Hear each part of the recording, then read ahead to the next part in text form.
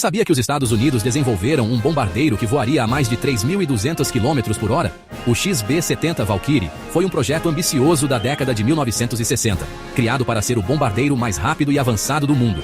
Com seu design futurista e 6 motores poderosos, ele poderia voar a Mach 3 e a mais de 21 mil metros de altitude, tornando quase impossível sua interceptação.